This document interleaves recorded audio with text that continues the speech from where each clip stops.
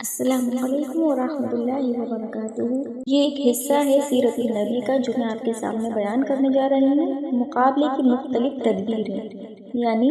ہمارے پیارے نبی صلی اللہ علیہ وسلم نے جب اسلام پھیلایا، جب نبوت کا ظہور ہوا ہمارے نبی پر، تو طرح طرح کی ہمارے نبی کو پریشانیوں کا سامنا کرنا پڑا، اور کافر جو تھے اب پکے دشمن ہو گئے تھے ہمارے نبی کے، اور ہمارے نبی پر باتیں بناتے تھے، مذاق اڑاتے تھے۔ اچھا، کافر یا مشرک کون ہوتے ہیں؟ کفر کا مطلب کیا ہوتا ہے؟ انکار کرنے والا، ٹھیک ہے، جو ان کو نبی بتائیں، اللہ کی بتائے ہوئے احکامات پر عمل کرنے کے لیے کہیں اور وہ اس کا انکار کریں۔ تو جو ہمارے نبی کے دور کے کافر تھے، جن میں ہمارے نبی کے خود کے گھر والے اور خاندان والے بھی شامل تھے، ہمارے نبی کے دادا حضرت عبدالمطلب، جن کا انتقال جو ہے ہمارے نبی کی بچپن میں ہی ہو گیا تھا۔ ہمارے نبی کی عمر جو تھی اس وقت 6 سال تھی جب ان کے دادا حضرت عبدالمطلب کا انتقال ہو گیا تھا، اور حضرت آمنہ یعنی ہمارے نبی کی والدہ تھی، ان کا انتقال حضرت ہمارے پیارے نبی صلی اللہ علیہ وسلم کی چھوٹی سی عمر میں ہو گیا تھا، یعنی ان کے دادا سے بھی پہلے۔ اور جو ہمارے نبی کے والد محترم تھے حضرت عبداللہ، ان کا انتقال تو ہمارے نبی کی پیدائش سے پہلے ہی ہو چکا تھا۔ تو یہ ساری باتیں ہیں، لیکن اس کے بعد جو ہمارے نبی کے چاچا تھے حضرت ابو طالب اور حضرت حمزہ، اور ہمارے نبی کے 12 چاچا تھے، کسی روایت میں 11 اور کسی میں 12، تو ان سب میں سے جو ایمان لائے تھے حضرت حمزہ اور حضرت عباس رضی اللہ تعالیٰ عنہ ایمان لے کر آئے تھے، اور باقیوں کے بارے میں ہے کہ وہ ایمان لائے تھے یا اور باقی کچھ کا ہے کہ کچھ روایت میں کہ وہ ایمان لاسٹ تک نہیں لائے تھے۔ حضرت ابو طالب جو ہمارے نبی کے بہت پیارے سے چاچا تھے، بہت زیادہ محبت کرنے والے تھے، ہمارے نبی کی پرورش کی تھی، ہمارے نبی کے دادا کے انتقال کے بعد آپ ہی نے ہمارے نبی کی پرورش کی تھی، تو وہ بھی لاسٹ تک مرتے دم تک ایمان نہیں لائے تھے۔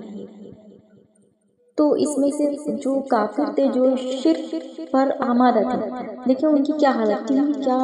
کس طرح وہ ان کو شرک کرنے والا کہا جا رہا ہے، ٹھیک ہے، ان کو مشرک کہا جا رہا ہے۔ تو کیوں، کس وجہ سے کہا جا رہا ہے؟ آپ ذرا یہ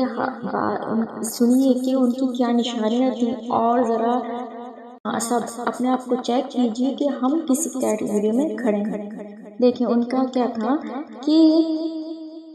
توحید کا جو سارے اختلافات کے اصل بنیادی توحید، یعنی کہ اللہ کا ایک ہونے کا، وہ مانتے تھے اللہ ایک ہے، وہ جانتے تھے، وہ مانتے تھے اللہ ایک ہے،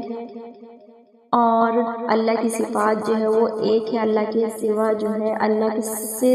زیادہ طاقتور کوئی نہیں، اللہ سب سے زیادہ طاقتور ہے، صرف اللہ ہی خالق ہے جس نے آسمان و زمین اور ان کے درمیان کی ساری چیزیں پیدا کی ہیں، وہی ہر چیز کا خالق بھی ہے اور صرف وہی مالک بھی ہے، اسی کے ہاتھ میں آسمان و زمین اور ان کے بیچ کی ساری چیزوں کی ملکت ہے، اور صرف وہی رازق ہے جو انسان، حیوان، چوپائے، درندے، پرندے،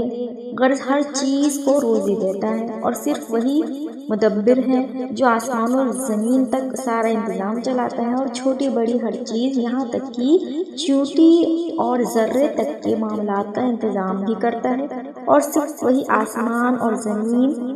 اور ان کے درمیان جو بھی کچھ ہے ان سب کا رب ہے، اور وہی عرش عظیم کا بھی رب ہے اور ہر چیز کا رب ہے۔ اسی نے سورج، چاند، ستارے، پہاڑ، درخت، چوپائے، جن، انسان اور فرشتے سب کو اپنا تابع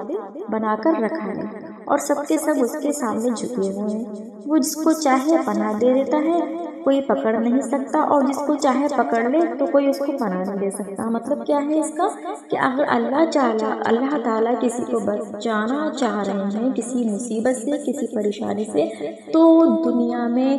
سب لوگ مل کر بھی آ جائیں تو اس کو کوئی تکلیف نہیں پہنچا سکتے اگر اللہ کی مرضی نہیں ہے۔ اور اگر اللہ کسی کو پکڑنا چاہ رہا ہے، کسی پر مصیبت ڈالنا چاہ رہا ہے اس کے اعمال کے بدلے، تو کیا ہے،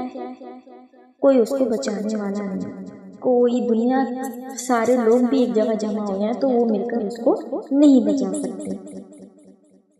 وہی زندہ کرتا ہے، وہی مارتا ہے، جو چاہتا ہے کرتا ہے، اور جو حکم چاہے لگاتا ہے، نہ کوئی اس کا حکم روک سکتا ہے، نہ اس کا فیصلہ بدل سکتا ہے۔ اللہ جو ہر چیز پر قادر تھا، قادر رہے گا۔ اللہ ہر چیز کا مالک ہے۔ اللہ کے ہاتھ میں سب کچھ ہے، ساری پاور اللہ کے ہاتھ میں۔ تو یہ ساری باتیں جو تھے کافر مانتے تھے، یہ ساری باتیں مشرکین تسلیم کرتے تھے۔ مشرک تھے وہ بتوں کو پوچھتے تھے۔ کیوں پوچھتے تھے؟ اب دیکھیں وہ یہ بات بھی جانتے ہیں، بہت اچھے سے جانتے ہیں کہ اللہ ایک ہے، اللہ سے دعا بھی کر رہے ہیں اور پھر بھی شرک کر رہے ہیں۔ وہ یہ ساری باتیں تسلیم بھی کر رہے ہیں ان سب میں وہ جو ہیں اللہ ایک اکیلا ہے، یعنی جو ہے ان سب باتوں کا، یہ ساری چیزیں جو ہیں دنیا کو نظام کو چلانے والی، دنیا کا نظام پوری طرح سے اپنے قابو میں رکھنے والی، سورج چاند وغیرہ سب کو اپنے انڈر میں، اپنے کنٹرول میں رکھنے والی ایک ذات ہے، وہ ہے اللہ۔